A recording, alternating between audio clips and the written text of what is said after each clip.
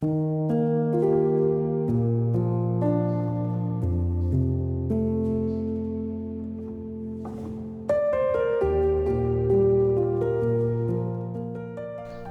ំឈ្មោះប៉ុមសរនរស់នៅភូមិតាពាំងអនឃុំជ្រែកបាក់ស្រុកលាពាខេត្តកំពង់ឆ្នាំងខ្ញុំចូល35ហើយខ្ញុំមានគ្រួសារហើយខ្ញុំអាជីពធ្វើជាក្រានលក់អូមានច្រើនមានទី1មានតែយើងចាប់ផ្ដើមដំបូងនោះមានដីយើងរកដីភ្នំណាយកមកយកដាក់ត្រាំហើយយកមកលុកម៉ាស៊ីនហើយយើងចេញជាដីជាដុំអញ្ចឹងទៅយើងយកមកចាក់ដូចគេចាក់ទៅនេះអញ្ចឹងណាចាក់ហើយទៅដល់ពេលវារឹងវាអាចល្មមលើកបានយើងលើកផ្កាវាចិត្តជាក្រានចេញជាចេះវិញដល់ទៅពេលចិត្តហើយអញ្ចឹងទៅមើលតែវារៀងទងស្ពាប់វាអាចហាលបានយើងលើកហាលវាឲ្យស្ងួតហើយវាមានច្រើនដំណាក់កាលដល់ពេលអញ្ចឹងទៅយើងយកវាទៅចូលក្នុងឡយកទៅដុតអញ្ចឹងទៅយើងវាយជាស្ទះដូចខាងក្រោយខ្ញុំអញ្ចឹងណាវាយស្ទះវាយអីអញ្ចឹងហើយវាយស្ទះរួចអញ្ចឹងវាមានសពគ្រប់ហើយវាស្ងួតទាំងអស់យើងប្រមូលវាទៅដុតយើងរងកាមដុតអីរួចអស់យើងដុតហើយជាឆ្អិនយើងដាក់ឡាខេងវាដាក់ស្ទះវាស្ទះកដាលវាដាក់កដាលអីរួចអស់យើងបញ្ចេញទៅបុកវិញទៅបុកជាបុកអីរួចអញ្ចឹងទៅយើងកាប់វាហើយយើងផ្ងាវាហើយបានយើងបញ្ចេញឲ្យអ្នកទៅចែកចាយ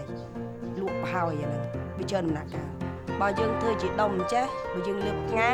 វាលឿនទេចក្រានមួយយើងអាចចិត្តបាននិយាយទៅចក្រានក្នុងមួយថ្ងៃយើងអាចចិត្តបាន30 40អីទៅ40ចក្រានណាគាត់ថាវាចេញជាដំណាក់កាលទី1ដល់ទៅពេលដំណាក់កាលទី2មានបញ្ចេញដូចជាហាលមានអីចឹងច្រើនដំណាក់កាល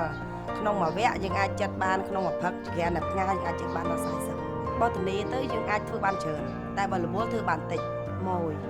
យគេកំងគេទៅតាមលេខរៀងចឹងទៅយើងដាក់ឲ្យគេដឹកឲ្យដល់ផ្ទះគេហើយគេយកផ្ទុកអីវ៉ាន់ហ្នឹងចេញទៅលក់តាមខេត្តអត់អាចអស់ហើយនៅសល់ព្រោះឥឡូវទីផ្សារវាក់លក់វាដូចពីមុននេះ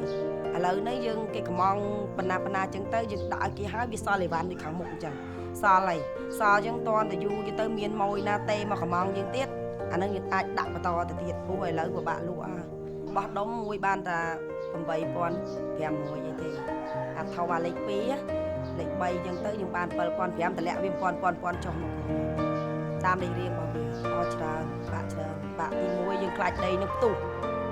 ទី2យើងយកទៅដុតវាហែកវាអាយ៉ាអញ្ចឹងណាយើងបោកចោលយើងអត់យកកើទេទី1ផ្ទុះទី1ហែកហើយវាមានតែពីរហ្នឹងឯងតែយើងវាពិបាកបញ្ហារបស់វានិយាយទៅគឺយើងសំដៅទៅលើដីអត់ល្អយកមកផ្ទុះខ្ទេចហ្មងអស់លីងជួនកាលទៅយកមកធ្វើទៅវាប៉ះចំដុតភ្លើងខ្លាំងអាចជាហែកអស់លីងអញ្ចឹងយើងមានតែផលិតផលគឺបោកចោលយើងខាតច្រើនចាអរគុណ